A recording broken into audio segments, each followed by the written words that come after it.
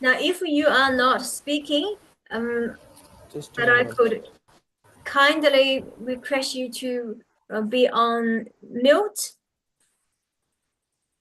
All right, we're here. You are not speaking. All right, wonderful. Welcome to our Zoom Love Circuit 2025 May. And today we have a special guest, Muku, joining us from India. Is that right, Muku? We wait for the internet perhaps to respond. And welcome, Muku, and we also have Sunyata. Now, Muku sent me an inquiry, a question about the spirituality. So, Muku, if you would like to ask your question so that Sunyata could help to answer the question. Do you want me to start, Ekomananda? Sure. Where Muku is finding the internet.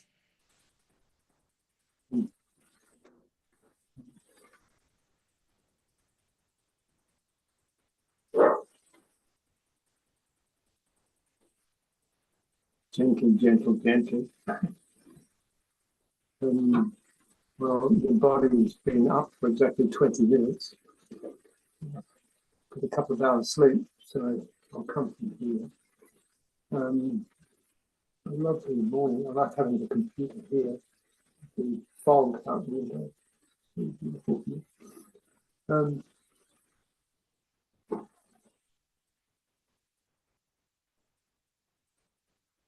I want to talk about the concepts around our achievements in meditation and keep up the subject around the seeker and some of the pitfalls in the attitudes that we take into what we call meditation, and for why that might be a flaw. To look at this very, very carefully.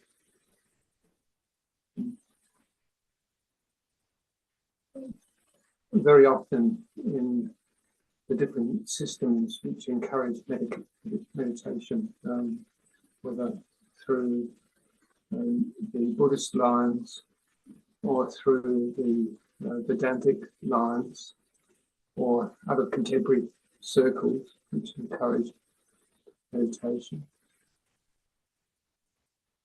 Exactly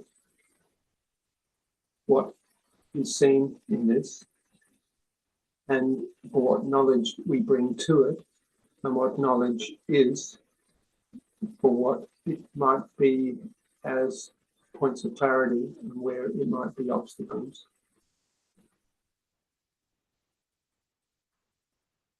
In looking at the notion of I, that which is the self that's deemed to be an entity, that's deemed to be the driver in both Vedantic systems and Buddhist systems, they look at that out of what is called consciousness or awareness, that meets the senses, and that we call mind.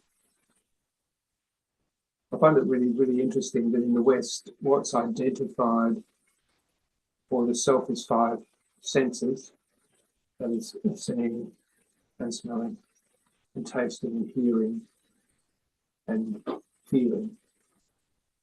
And that is not included, but it's included in the Buddhist systems as a 6th sense, which is mind, as the coordinator for those utilities, for that sees the world and sees this as reality.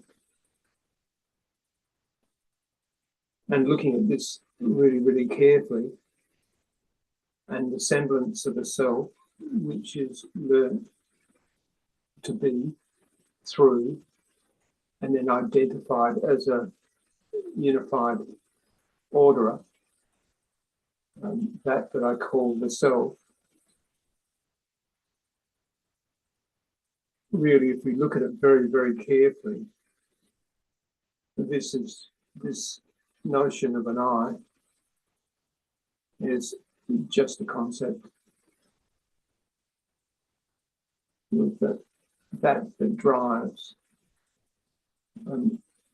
that we seek to make quiet. The mind in itself is back to front.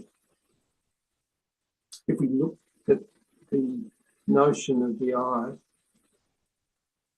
is a reality in itself as an entity, and that mind hangs below it is the first access to the world.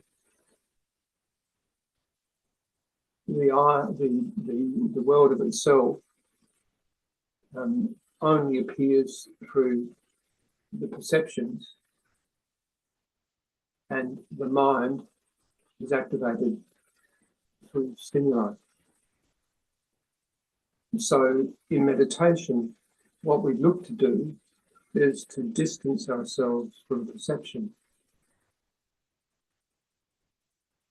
and position ourselves exactly where. You have to look at this really, really carefully. In distancing ourselves from the perceptions and the stimuli, what we expect to become quiet is the mind. For any experienced meditators, they find that rarefied space, if you like, that is deemed as consciousness, I prefer to call it awareness, is the mediator between what is the supposed busyness of the world with all its stimuli and the mind, which arises with its concepts and its precepts, because they condition, the concepts condition the perception.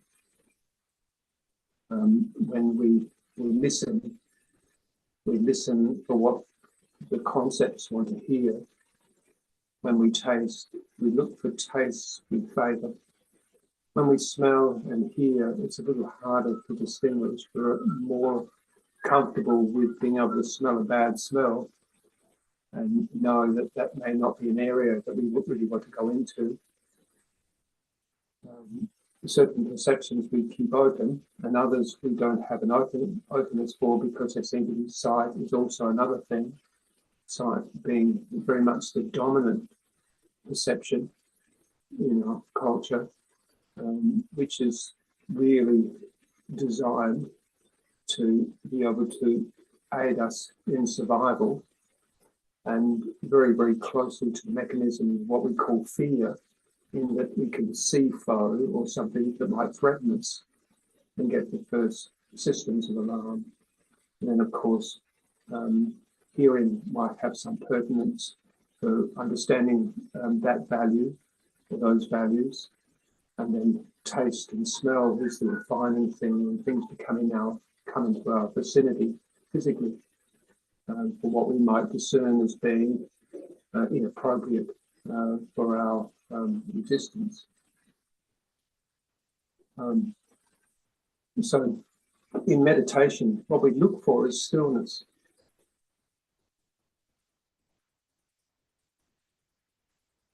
So stillness comes about for where there's no stimuli. But the thing that troubles most of us is this active facility that we call mind, which is designed to be the faculty sense. And to think of this as the sixth sense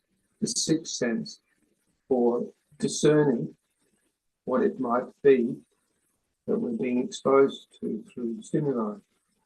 But of course, the mind has been conditioned to such a state that it's very, very overactive and preoccupied with self-interests which are very, very abstract to the existence which presents itself. And this is really, really very, very interesting. So what we find ourselves being concerned with when we come to meditation is that to come to stillness seems to be about quietening the mind. But with any experience, one understands that the mind, if it's not distracted, will be present as thought, or at least a backdrop of awareness and connectedness with perception.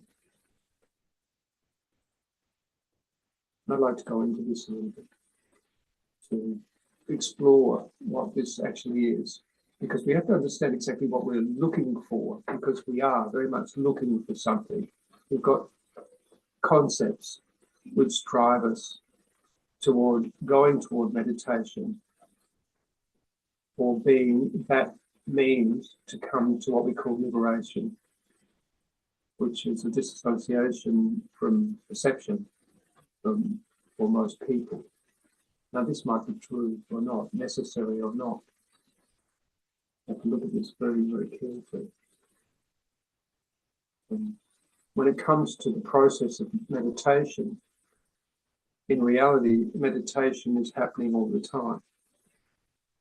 There's no way that we can be separated from what we call stillness, except that we enter into the deeper sleep. And there, it's natural that we come to quietude. And this is where in systems, particularly of Vedanta and Buddhism, they would define the fourth state of sahaja, that which overrides and underlies the three states of waking, dreaming, and deep sleep. So perhaps we could explore this a little bit and see how deep we can get into it, and see what some of the obstacles are, misconceptions about this are, or that we seek. I'll say one short note on this about the seeker. The seeker is actually the obstacle, that it looks for something in the distance to come to. It conditions itself to look for that it conceives to be liberation. That in itself is an obstacle. We have to look at it very, very carefully. It's unreal, actually. It's unreal. It doesn't even really exist, except that the concepts persist in our mind for our attitudes to seek. We seek everything in the material world, in the psychophysical world, in the psycho-spiritual world, and even in the world of the spirituality, which is loaded with concepts depending on how we've been conditioned to be. So perhaps we could talk about this a little to get some clarity on this, so that for when we do sit, we sit clear. If this can happen, I can talk about that.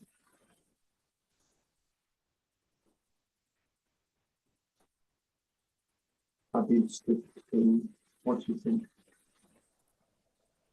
and what you expect. So you can unmute yourself and feel free to share your thought, and you can ask your question.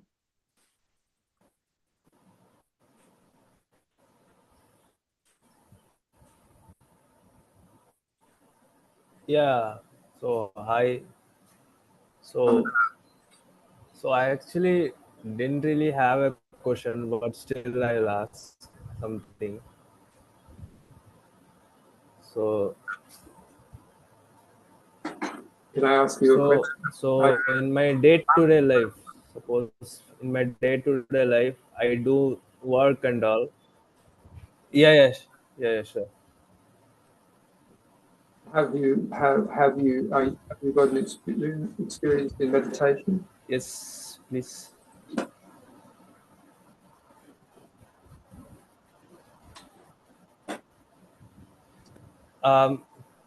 So like I haven't got any this kind of very high experience and all.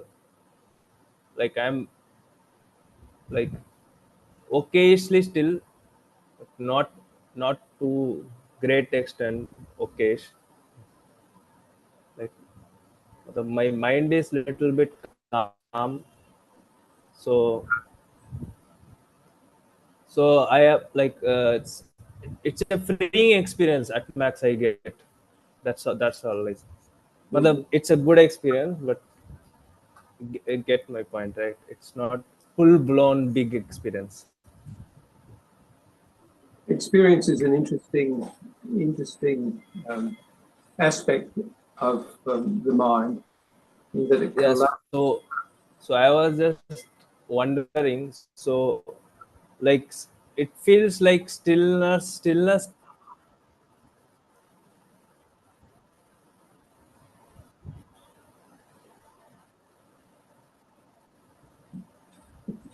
Yes, Okay. It feels like like stillness, you've got to say.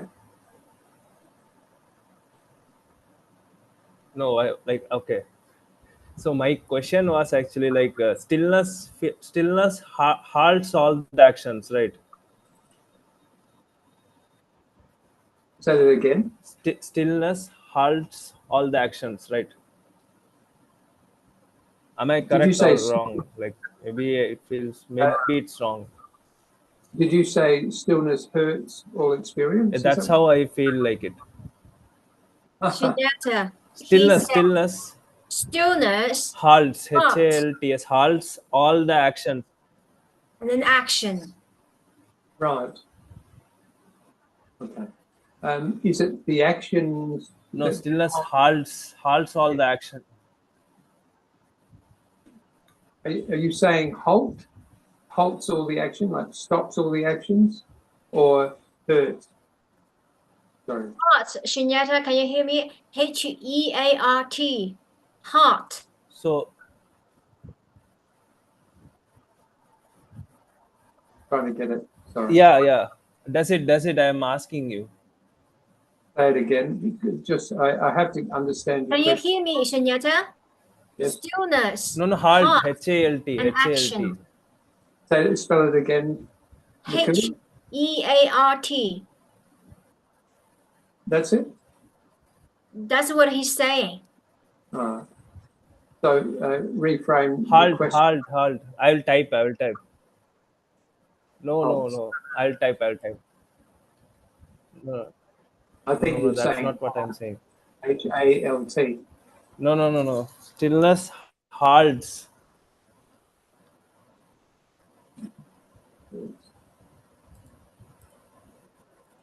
Sorry. Halt. Yeah.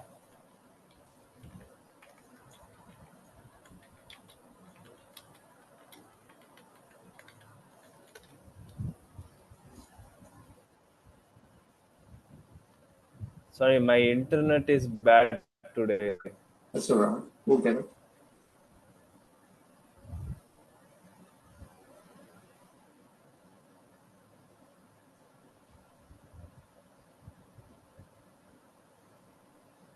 I can't hear you, Ekomananda.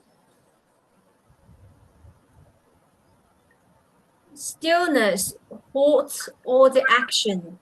Halts. Can you hear me? That's what I thought. Yes, I think I can get it. I can hear halts. you. All right. Okay. This is like Just a moment. this is Then like I the will moon landing. connect it through my phone. It's like the moon landing.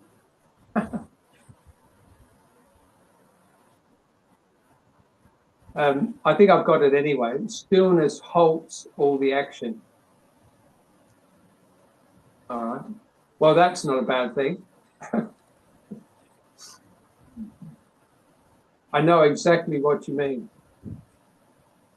McCool? I It doesn't understand happen, you exactly are what saying.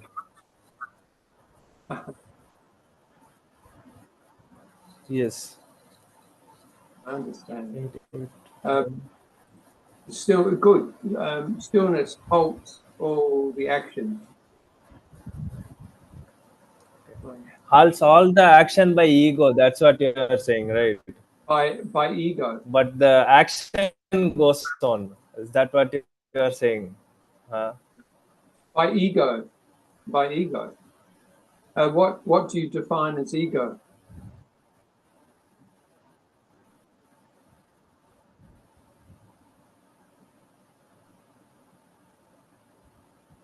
Mm. Yes, well, you know, it's interesting. It's good. Yeah, It's that's a good question. okay. It's a good question because there's a couple of ideas here. There's the action. Okay, ego. Okay. There's the action. And there's the ego. So in the action, there. Yeah, when I go inside, I can't find it. That is sure. Like, but still, some. Well, that coordinating faculty, how it's sort of described in Vedanta, is that mind is broken up into 4 quarters, basically. So we'll use that way of looking at things just to give us some pigeonholes. So the Yes. chit is the I can't awareness. hear. Is the awareness. The buddhi fundamentally is the discerner or the discriminator that oversees everything. So that mediates through the light of awareness into being able to perceive and conceptualize what is right or wrong, up or down, left or right, whatever. The manas is like the collective memory, right? What we call the storehouse of what appears to be past experience. And the ahamkara is the coordinator, which is mostly being the ego, the coordinator for the perception. So it sits behind the perception. So there's perception, and it seems to, how it appears, if you like, is it seems to sit between the perception and the world, the body and the world, and the mind, which shows memory and discerns what is the appropriate thing to do, right? And the appropriate action. So, of course, there's a gap between all these things in any action, and it's very, very simple. If it's very, very simple, it's easy. If we're doing the dishes or digging a hole, it's really easy because it just takes a basic instruction. But when it comes to any type of relatedness, there's a gap in time. How this, because it's mostly in the realm of concepts that we're looking at, and how we identify a discernible I, or how it is appropriate to appear in the world. Because the self is part of that equipment. The self is part of all of that substance, where what we call body, mind, world, which has no separation at all, except that everything only shows up as appearance. In the same, another person is only an appearance. We can never know what is in the mind of another person, because for them, all the same amount of material and whatever is showing up for them to discern over, right? But what we believe is in front of us is another entity, like we see our own self to be an entity. But there isn't any entity here at all. Yes. There's only that faculty, that sensitive faculty. That we call awareness makes it look like there's something that is greater to it all, but it's all coming out of those perceptions, right? It's only coming out through stimuli, whether it's the stimuli of perception or the stimuli of conception. See, it's going between these two faculties. Oh, excuse me, I can move. You just move the left part. Yeah. You know what? Like that? That's better? Is that better? Okay, I've been adjusted in my seat. That was an easy instruction. It's like digging a hole. You get a basic instruction. It's very, very easy to follow. But if you've got a person appear to you with instructions, they're making a requirement of you, which looks to be different to how the concepts of the self show up, then we move more slowly. We're going to say, I don't know if I want to do this. I don't want to do this. And so these delays, or I would do this, but I would do it this way. So there's a navigation in that. But this is how mind shows up. But often, this is where perhaps we get a semblance of what we call ego, because the ego is looking, the ahamkara, I prefer to call it that, the ahamkara has digested, it's coming from its own conception of what it expects life to be, in contrast to what's being asked of us. So these two things look to be divided, separate. So when otherness shows up, it looks to be separate because we think that what we're looking at is an entity with an ego. But what's actually happening is what we're looking at is an appearance with a different sense of agenda. So we have to come to agreement in those things. That comes to, and this is where most conflict, from everything from a small argument to war or love and happiness and gratification, all this shows up here. Because the way the apparent self shows up is that it wants experience which bringeth happiness. But this is only a concept, and most of this is unreal. We might say, I don't want to dig a hole. Well, that's all right. You don't have to dig a hole. Unless you need to dig a hole. It's very, very straightforward, you see. And then there's no doer in it. There never has been a doer in any of this. It's all just happened. Yeah. You see? It's all just happening. It's all just happening. And there's actually no separation in anything, except that we have ideas which seem to differ from what appears to be entities in front of us. If it was a poisonous snake, we'd understand what to do. We'd step back. But with human beings, we might sense it like a poisonous snake, but it might not be a poisonous snake. We have to work that out, you see. So, these things show up for where our hopes and fears show up, you see. But our hopes and fears are also conflict. They're unreal. They're unreal. Mostly what happens in the world is for where the apparent self looks to be in agreement or not.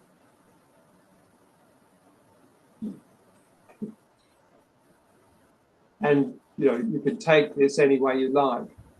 But out of that, what we call that is experience. So then whatever happens in those spaces, and usually it's between human beings, although it can be between animals or trees or even the air, we'll associate or disassociate from those things. These things just happen. Like if you're in a polluted traffic, you've got to do everything in your power to get out of it as quickly as you can. But there's times where you don't have a choice for that. You have to be able to navigate through those things. Sometimes we find ourselves in disagreeable circumstances where we might have to protest something which appears to be different. But our concepts of enlightenment, if you like, or liberation, are conceptualized to say that none of that should ever happen. But it does happen in every which way. You see? Are you following me? You understand?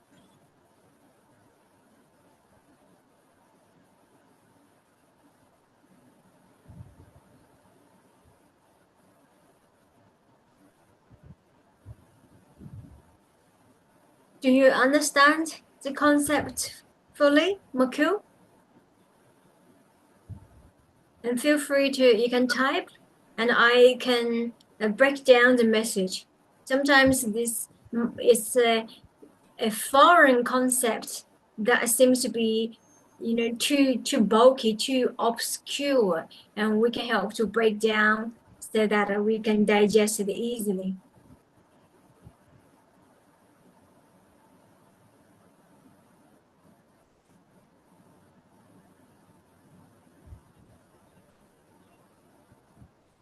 Perhaps if I may share my understanding about Sunyata's sharing in relation to the mind, the seeker.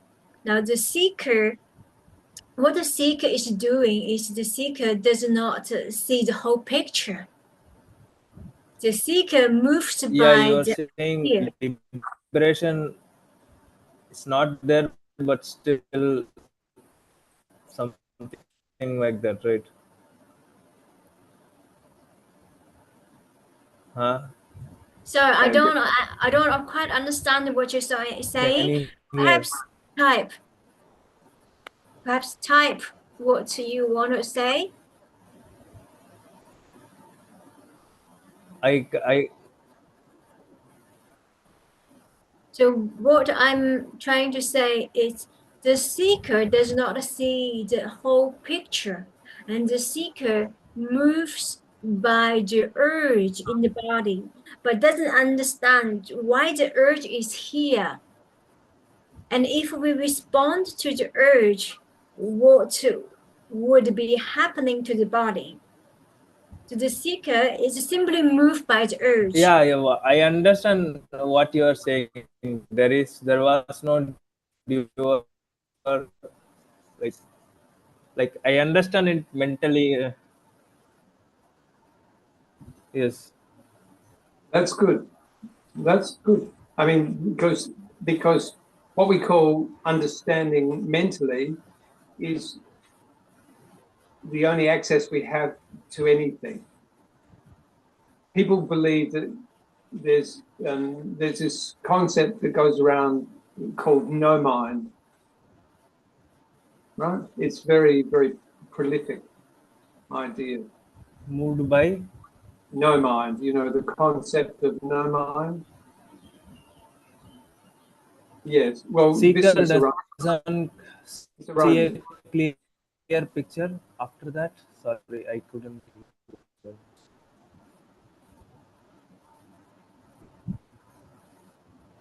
Would you be able to type what you wanted to say?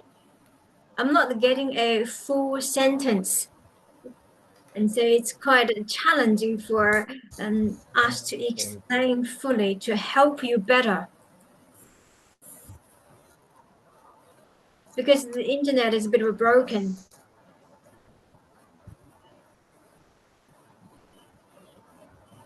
And if I may continue, the seeker is keep on running the wheel because it's responding to the urge. So she keeps on doing, or he keeps on running around and looking for the answer in the material world and hoping in the material world they will find what they're looking for.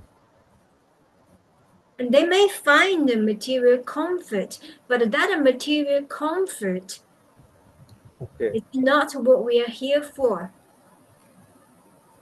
Well, you have to be careful a little bit with this too. Yeah, maybe you are right. Yeah. It's not in rejection to the world.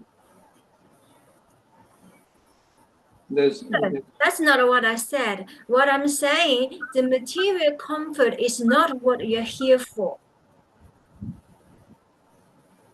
It's not a rejecting about the material comfort, but utilizing the material comfort and then place yourself to exactly where you're meant to be in the spiritual position. Well, And this is where language is very Yes. loaded, because even this notion of where we're meant to be is a concept. You've got to look at it very, very Okay, it is carefully. coming from seeker. Like seeker wants to be no mind. No mind is a concept.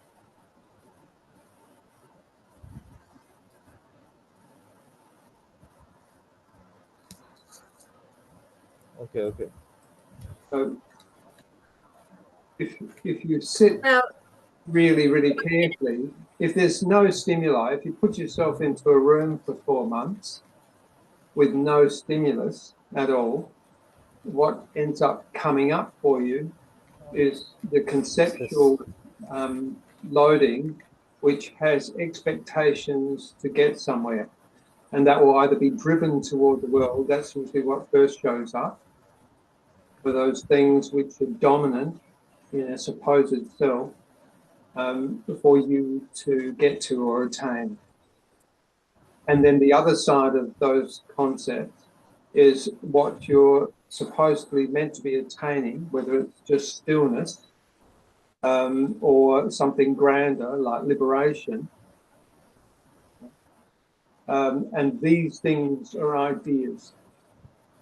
These ideas. If those things aren't dominantly standing, and a lot of this just will appear very, very quickly as dominant, despite their erroneousness, not real. It's not real. So you look at these things, and for the techniques of meditation, many processes are brought forward to still the mind, but the mind of itself has to be with what it's with. There has to be a relaxation into allowing whatever shows up and to look at that, because the only way to be able to see if something is erroneous, not correct or not, is to sit with it. If you were to push all those things away and just assume that it's unreal without looking very, very carefully, then you're likely to negate those things which might be useful. So this is very, very delicate, very, very, very delicate, because of course what looks to be useful So is... Can you hear? I'll wait for you. Yes. Agreed. Like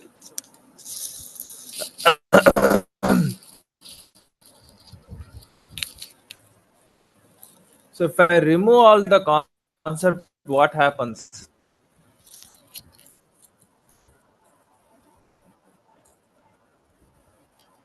Is that a question?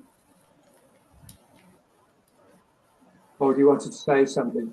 if you remove all the concepts, you'll be the master. You'll be an enlightened being. Well, you have to be careful here too. It's very, very delicate. It's very, very, because there's also this assumption that we're going to, if we remove all the right things, then there's going to be a master. And again, this is a concept. You have to look very, very carefully at this. Very, very carefully. You have to be that intricate, because exactly that can be the motivator for being distant to what is. I think, Sunyata, you need to allow certain ideas to be. I am allowed. You can have those ideas if you like. Can I finish? So people can construct, can understand what you're trying to say. Otherwise, we don't need to be here anymore. You just remain silent. Why are we even talking? The talking is happening, and this happening helps others to understand what they do not understand. So what question do you have? Moku's question is if... No, your question, Ekomananda. I don't have a question. All right, so you're convinced you understand this? No, I'm convinced by nothing. All right. I see the process has its own functionality in third dimension. That's what I'm saying.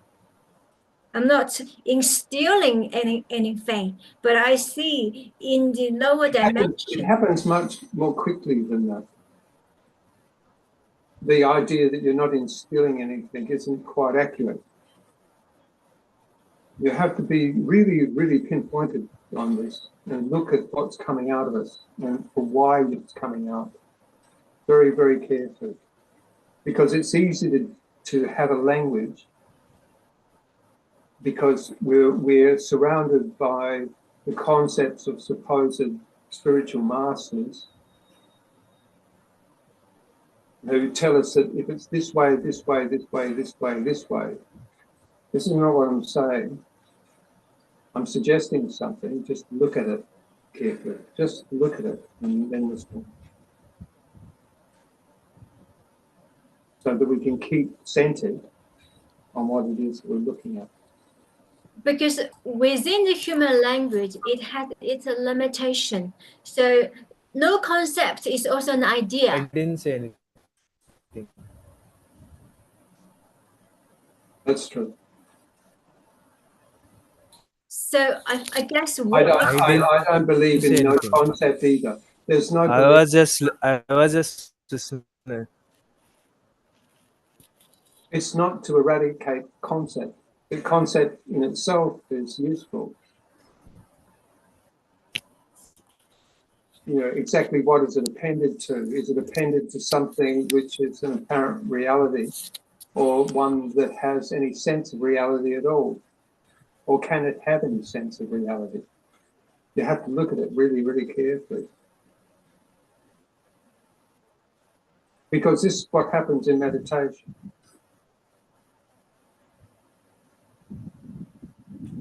There's also contemplation. Because thought arises. That discerns between appropriate thought is quickly coupled from the intellect to the memory. You see? So something will show up, but something might show up. You know, the other day I was washing dishes and I smelt lemon in the compost, and it triggered a thought of being 20 years old and seeing that self walking in a circumstance with all its concerns and all its aspirations. And everything about that was unreal. But in that time, it was totally real. This other understanding wasn't there. And that's really interesting. So this is coming up through supposed experience. So it's not to deem that certain experience isn't appropriate, except that it isn't. And the course of life is happening, right? For where we see clarity, perhaps. You see, and this is another idea, that it has to be clear of all thought or all concepts. This is erroneous. It's erroneous. But that thought persistently comes up, like craving something particular. It's different again, because you can look at that and say, well, that's not good. That's foolish. You see? Which has us that thought, once we see that, in the moment of seeing that, what we call stillness occurs in the awareness. And in that awareness, we just sit. thoughts arise. We deem them appropriate or inappropriate.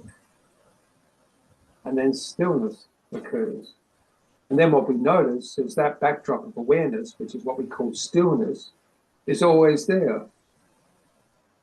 So we lean more toward awareness, or what people call consciousness.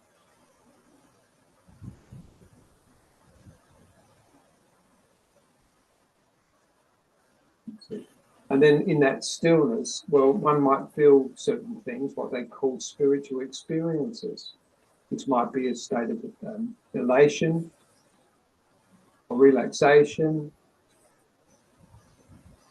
or illumination. A whole number of things might come forward, but these in themselves are impermanent. One might fall into deep states of what we call samadhi. And samadhi can occur for a long time, but it has to be a sustaining state, you see. One where we are isolated from the sensations and stimulations of an outside world, or the stimulation of a conceptual self. And in a sense, these things can be suspended. But then when we walk out into the world again, all the world reoccurs as it is. And then all of a sudden, you know, perhaps what looked like a conflict in the past appears again. And for the conceptual mind, it will say, well, for everything that you have supposedly been part of in meditation has no value.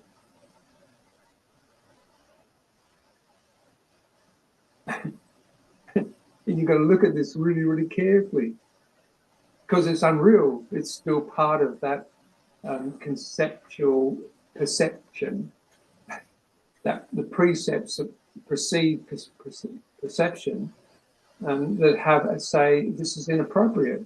You've got to look at this really, really carefully. In this, meditation happens always. Awareness, that thing that we look toward, is always here. You see?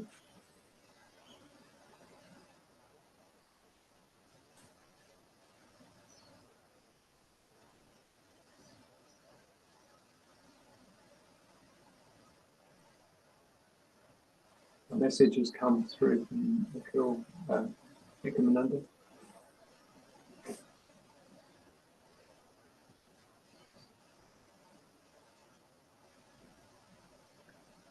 Samadhi is also a concept and a perception. No, samadhi, when you attempt to explain what samadhi is, that explanation is a concept. But samadhi itself, behind what samadhi is an experience. And all experiences come and go. And that samadhi is your natural existence. So when we go to bed, go to deep asleep, that's a part of samadhi. But we just don't know that's samadhi. We are not aware when the body goes through a healing process at night time, when we receive rejuvenation during resting deep sleep state. But you're right to question samadhi too. You're right to question it. It's correct. It's correct. Because it can become an aspiration. It's looking at that thing that's constant all the time. So, you know, like, what is constant all the time? What's constant in deep sleep? What's constant in deep sleep? What can you know? It's with Ramana and his attitude for when we get to awareness. It's not awareness of something. His was always the eye of the eye. So one looks toward that sees it, and that sees the eye of the eye, if you like. But this is, what would you call that?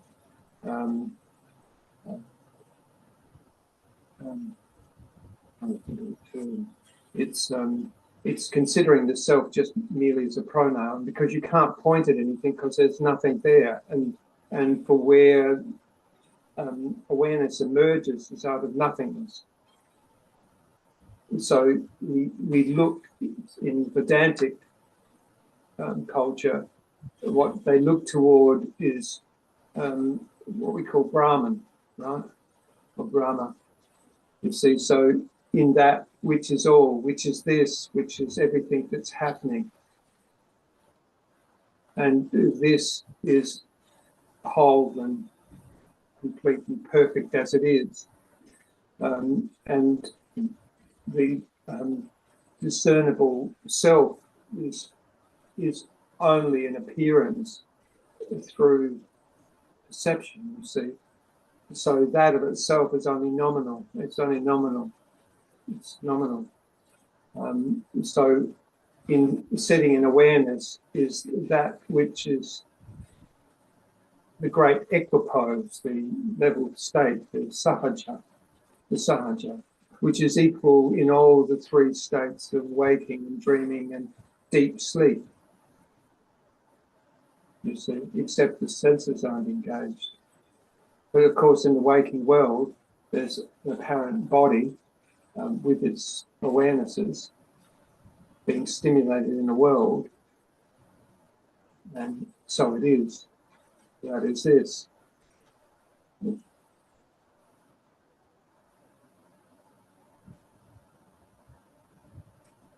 see? Oh. You see? And you know what we're trying to look for is something that immediately brings it to the wholeness. Well, it is wholeness.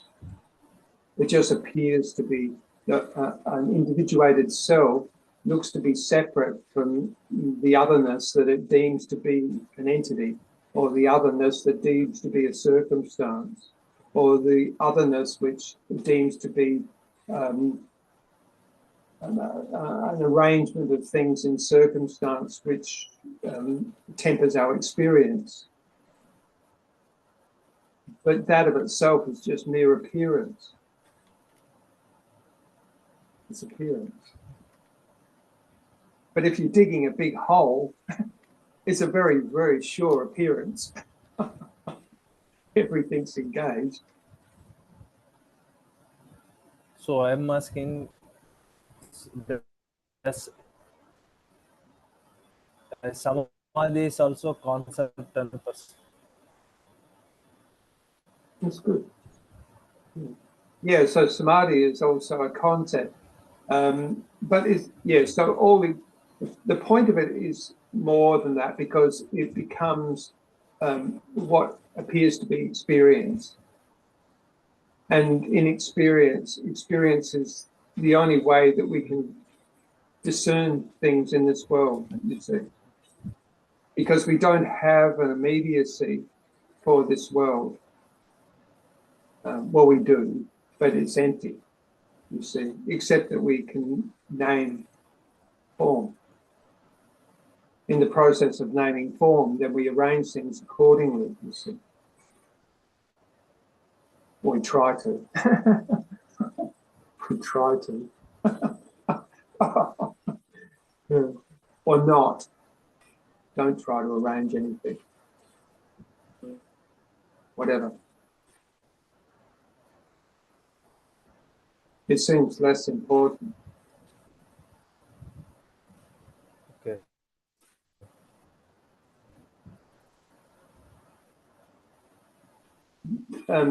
More and more, the more you look at this, what the idea of a real self. Yes, yes. The idea, is there really a self?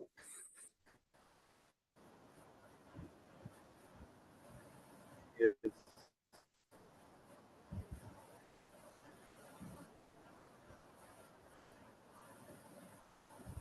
Because if you throw out the mind, well, all you're doing is disassociating from your perception. And the body isn't going to survive very long if you really do that, unless you're in a circumstance where people spoon feed you. Yeah, Muku posted another question. So getting rid of a concept is also a concept. True. Yes. Yes. You don't. You don't. You just look. You just see. All you can do is look with awareness. You know, just look with awareness, because that's the only station you have that has any real reality. Even that, even awareness is delicate. You know. So basically, there's no active doing, there's no exertion within. You simply watch the happening. You remain observation mode.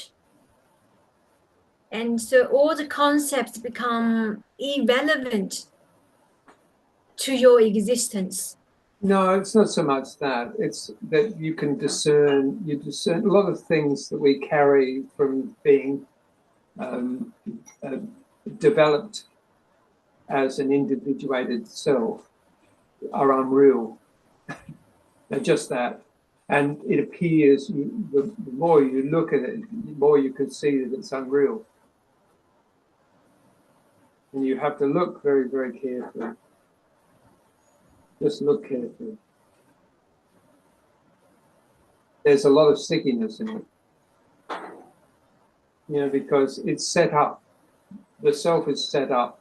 By the time you've come through adolescence, the individuated self is positioned to be moving almost from second nature to get what it wants,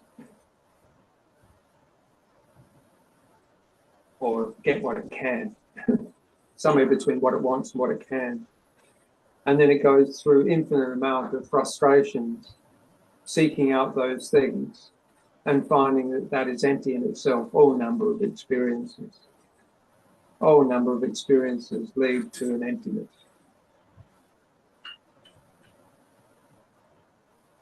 You see.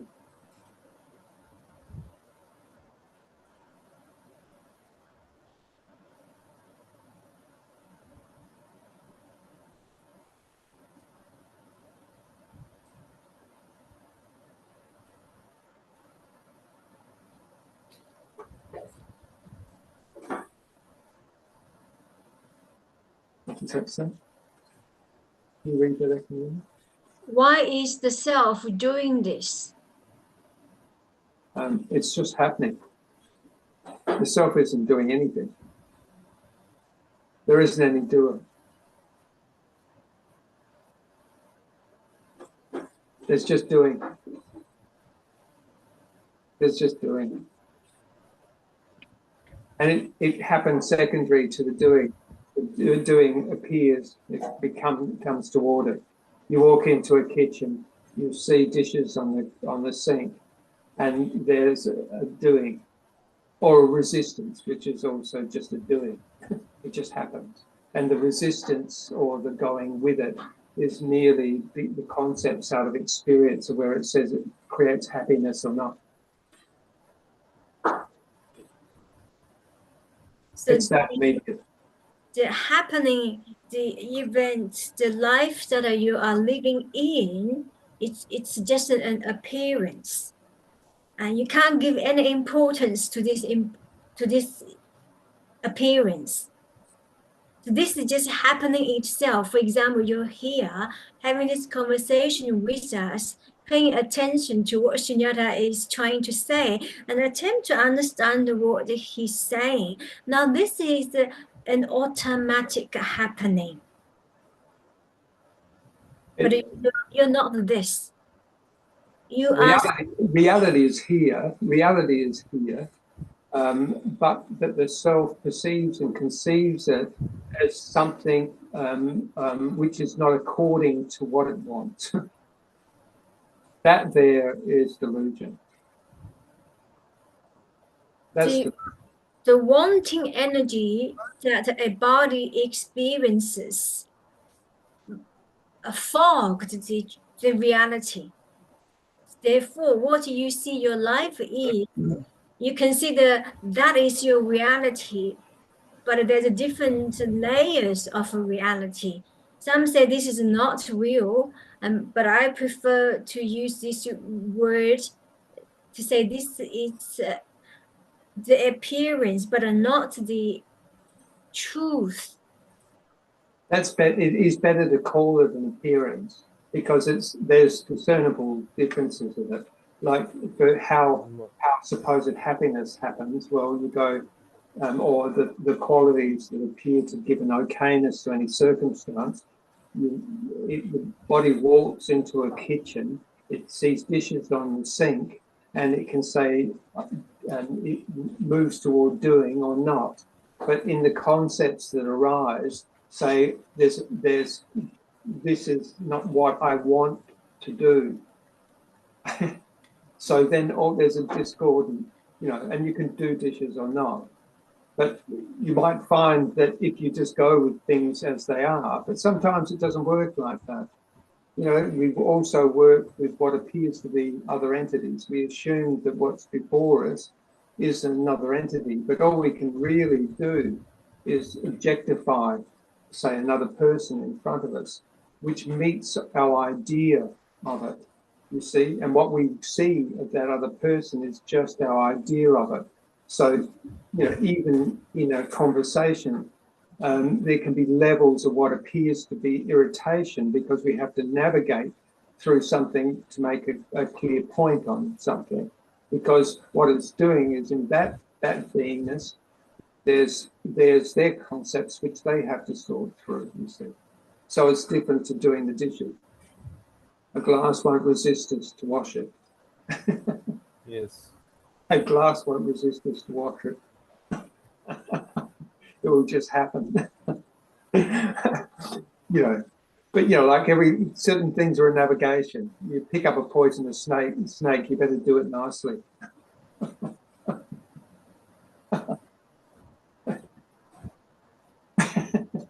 These things are really obvious. But you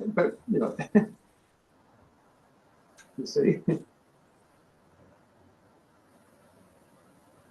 And going back to address your question, now the self is doing nothing.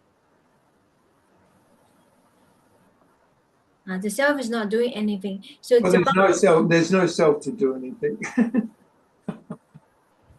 There is no self to do anything. That's just concept. The self isn't the driver. The stimulus is the driver, and we respond or not. It's just how it appears to be. It's just, there's a limitation in this organism. Many.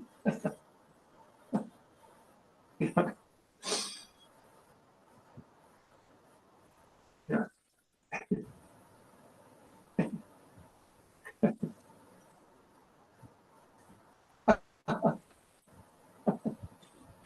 Yeah, but that's an illusion. It's only that we have an idea of how that should show up to be too, you see. And so quickly to hook into all these things, the concepts relax, all right? But, sometimes there's a reason for why concepts might hold themselves to be too. You can't, this is a metaphor, but you can't, it's not, this is where neti isn't quite it either, not this, not that. This can do so much, and it can help us in looking very, very carefully at what sort of has a holding reality, maybe puts a gap between things. But you have to be very, very careful, metaphor, not to throw the baby out with the bathwater. You see. So there's a delicateness in this, like a coming to, like waking up. People call it, I'm awake. I'm awake. People use this a lot these days. I'm awake. Yeah, I've been awakened. And like there's some permanent state. It doesn't have to discern between things.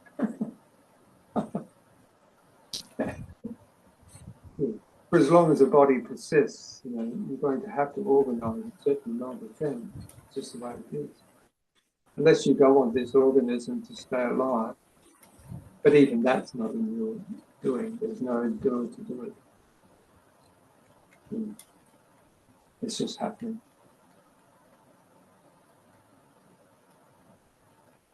And there's no way to know this. There's no way to know this. You can't. It's too vast. That's why they call this God. Because it's too vast. But for our own discernible life, it's organized in very, very simple terms. Very simple. And it's coming back to that simplicity. You know, they always sort of talk about, before enlightenment, carrying water and chopping wood. After enlightenment, carrying water and chopping wood. Very funny. Yeah. Oh. Yeah. There's a humility in this, a natural humility.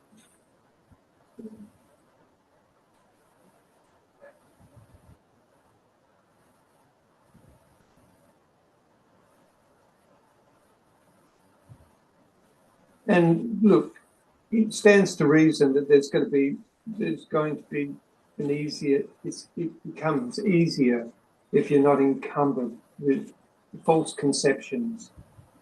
Like, I'm going to become a great I am.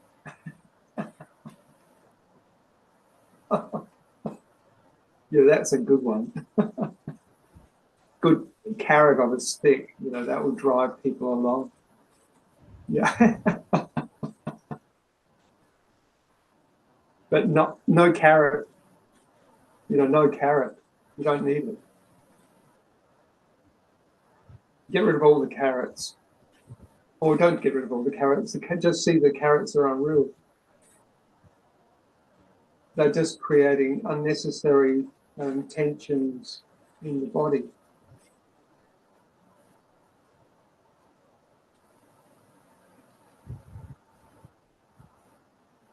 You see these things and you go, oh, that's silly.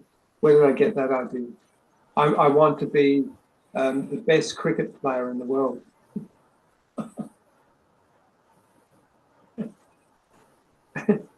I want to be the master.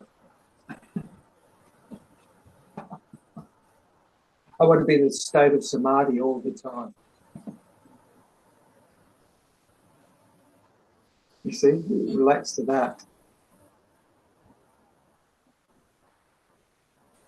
I mean, see the joke. Do you have further questions, Mukul?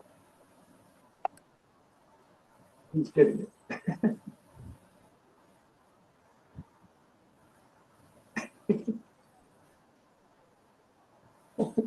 Very good. Now, if we don't have a further question, let's just sit for silence for 15-20 minutes and we can conclude today's session. We hope that your questions are answered. So we're doing these Absolutely, just having more questions. every third Saturday of the month. And you're most welcome to join us. And we are considering to establish a Zoom meditation session on a weekly basis. That might be another opportunity you can join us to really experience what Sunyata is trying to share. Okay. So let's we can all mute ourselves and I will wake everybody else back with the bell. Nice meeting you, Nikhil.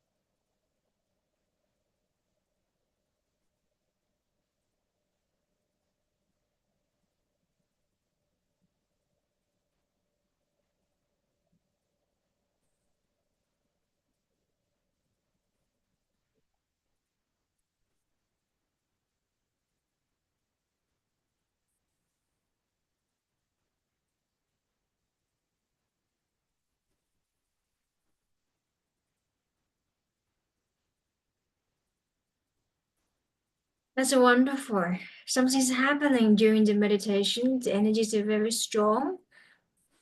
And that's how we start our Saturday. Thank you so much, Muku, for joining us from India. Thank you, Sunyata, for your divine sharing. Love and light to all sentient beings.